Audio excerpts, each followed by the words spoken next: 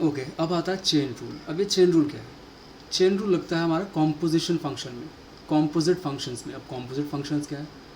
यानी दो फंक्शन अगर मैं मिक्स कर दूँ, तो यहाँ पे बहुत इंपॉर्टेंट है ये समझना कि दो फंक्शन मल्टीप्लिकेशन में लिखे हुए हैं या मिक्स हैं। मुझे sine x into cos x से साफ साफ दिख रहा है दो फंक्शन जो है मल्टीप्लिकेशन में है। ये sine x into log x है, ये दो फंक्शन अलग अलग फंक्शन है, मल्टीप्लाई होकर लिखे हुए हैं। लेकिन अगर मैं दो फंक्शन मिक्स कर दूँ, यानी साइन एक्स और लॉग एक्स को मिक्स कर दूँ, तो ऐसे लिख सकता हूँ मैं, साइन ऑफ लॉग एक्स, या फिर दूसरा बन जाएगा लॉग ऑफ साइन एक्स। इन्हें हम बोलते हैं कॉम्पोजिट फंक्शन। यहाँ पे साइन और लॉग मिक्स हो गए आपस में। भाई साइन ऑफ एक्स मुझे पता है, इसके एक्स की जगह अगर मैं साइन ऑफ लॉग एक्स लिख दूँ, या साइन ऑफ एक्स स्क्वायर लिख दूँ, या साइन ऑफ ई की पावर, कुछ भी लिख दो, मतलब एक्स की प्लेस पे कुछ अलग आ जाए, कोई और फंक्शन आ जाए, तो उसे बोलते हैं कॉम्पोजिशन ऑफ टू फंक्शन। दो फंक्शन मिक्स हो गए हैं, दो या दो ज़्यादा फंक्शन मिक्स कर सकते हैं आपस में। तो यहाँ पे कैसे करना है? इसको करने के लिए हम यूज़ करते हैं चेन रूल।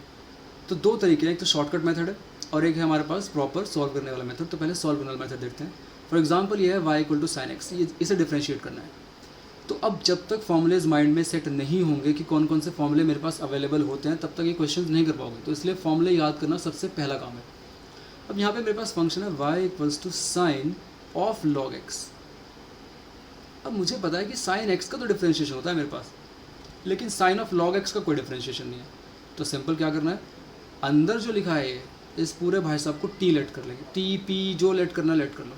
तो यहाँ पे स्टार्टिंग करेंगे ऐसे, let log x equals to t, log x को टी लेट कर लिया, तो y कितना हो गया, y हो गया साइन टी, जहाँ पे t कितना है, t है मेरा log x।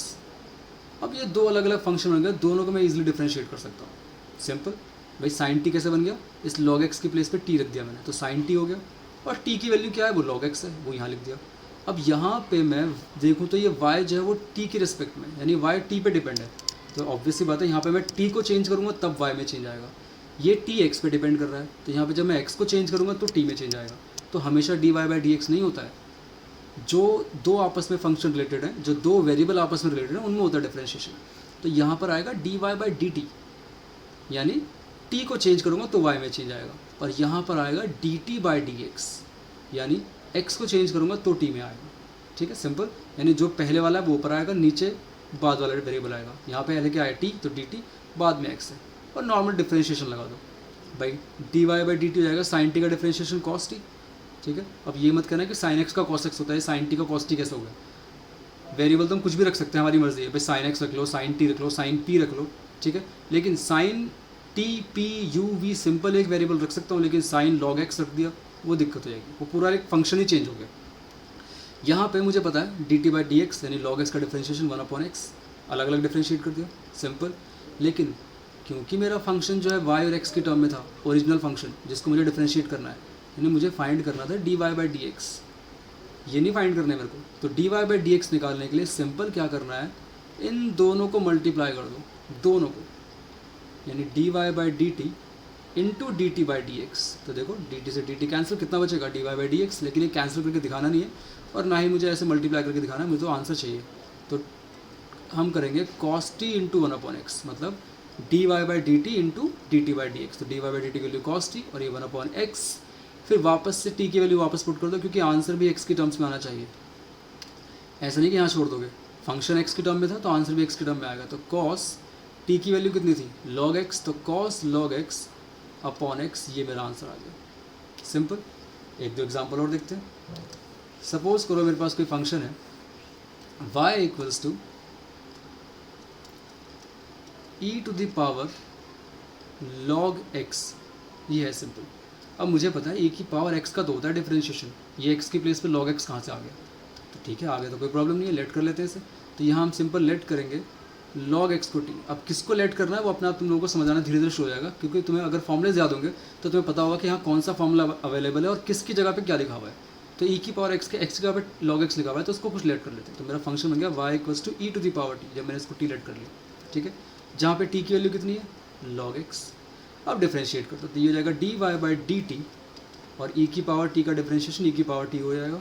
यहाँ पे आएगा dt by D x, log x का डिफ्रेंशिएशन 1/x।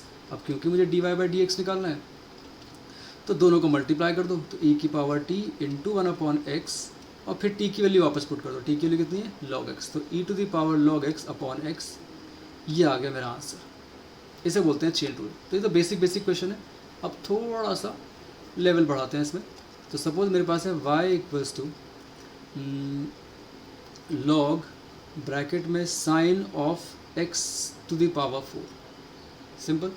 अब यहाँ पे सबसे पहले तो इस पूरे को लेट कर लो, क्योंकि मुझे पता है log x का डिफ्रेंशिएशन होता है। तो मैंने लेट कर लिया, let t equals to sine x की पावर 4। तो क्या बन गया मेरा, ये बन गया y equals to log t। ठीक है, जहाँ पे t कितना है, t है sine x to the power 4। अब भाई इसको तो मैं इजीली डिफ्रेंशिएट कर सकता हूँ। यहाँ पे फिर से गड़बड़ हो गई क्या, कि भाई साइन x का डिफ्रेंशिएशन होता है लेकिन साइन x की पावर 4 का नहीं होता। तो यहाँ दोबारा लेट करना पड़ेगा। तो ये जो है ये 3 फंक्शंस का कॉम्पोजिशन है। अब तक हमने 2 वाले किए थे, तो यहाँ पे दोबारा लेट कर लो। अगले स्टेप में लेट कर लो x टू द पावर 4 को u v जो भी लेट करना है, मतलब t से अलग कुछ भी लेट कर लो।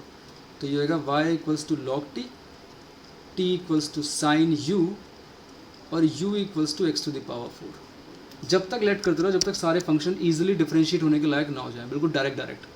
अब बिल्कुल तीनों के तीनों अलग अलग हो गए, ईजी।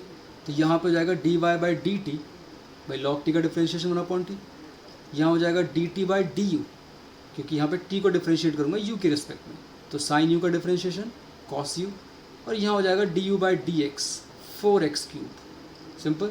लास्ट में तीनों को मल्टीप्लाई कर दो, टी और यू की वैल्यू वापस पुट कर दो x के टर्म्स में, और हमारा आंसर आ गया। तो ये हो गया मेरा चेन रूल, जो कि सबसे इंपॉर्टेंट है क्वेश्चंस करने के लिए, सबसे इंपॉर्टेंट। अब यहाँ पे जो डायरेक्ट मेथड है वो आना चाहिए 12th क्लास में, क्योंकि ऐसा लंबा चौड़ा नहीं करना है, डायरेक्ट मेथड करना है। अगर हाँ पूरा क्वेश्चन ही यही आया है 3 नंबर में, तो भैया हमें करना पड़ेगा पूरा का पूरा। लेकिन अगर कहीं बीच में ये स्टेप यूज़ करें तो बीच में पूरा लेट वेट करके नहीं करेंगे। अब डायरेक्ट मेथड क्या है वो समझो, लेकिन डायरेक्ट मेथड करेंगे हम अगली वीडियो में।